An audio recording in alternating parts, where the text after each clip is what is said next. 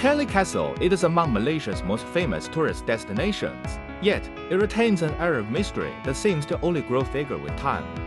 Kellie'S Castle is a curious relic of an era long past, with a timeless and tragic story retold for many generations now. As though its colorful story is not intriguing enough, there are also dark tales of things that lurk in the ruined halls of this once lavish. As though its colorful story is not intriguing enough, there are also dark tales of things that lurk in the ruined halls of this once lavish mansion.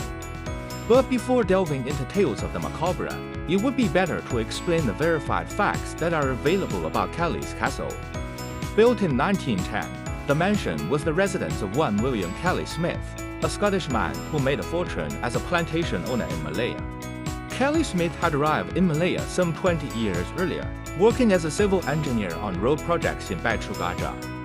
Eager to make a fortune, Kellie Smith struck out into many different industries, only to meet varying levels of failure in each one.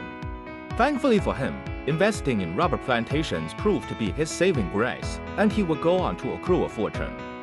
It was during this time that he had Kellie's house built, the predecessor to Kellie'S Castle, which still stands next to the ruined mansion.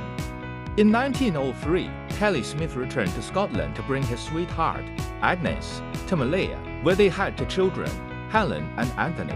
Anthony's birth in 1915 heralded the beginning of Kellie'S Castle, and it was to be quite the impressive project.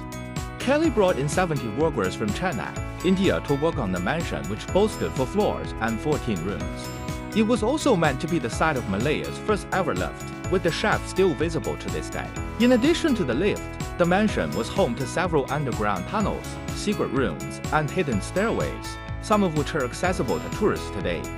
Aside from its astounding dimensions, its architecture was also unique, being inspired by Moorish, Indo-Saracenic, and Roman designs. One might wonder what drove Kellie Smith to go all out with Kellie'S Castle, and here's why.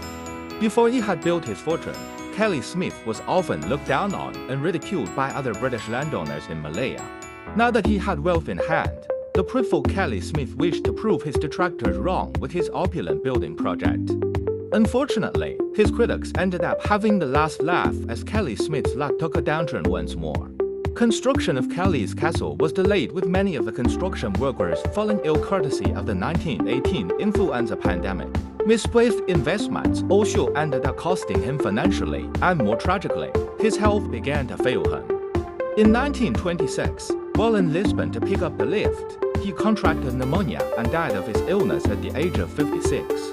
Grieving over his loss, Agnes and her children returned to Britain, leaving behind their Malayan estate forever.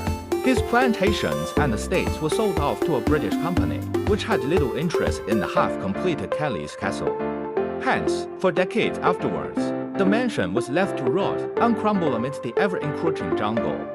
Despite its owner's unfortunate end, the story of Kellie'S Castle does not end there, as it continues to be the center of many supernatural stories. After all, Kellie Smith died in Lisbon, so his spirit would have had to travel far to haunt the halls of his abandoned mansion. And Helen, whose writings were important in understanding Kellie'S Castle, never had much of a personal attachment to the place either.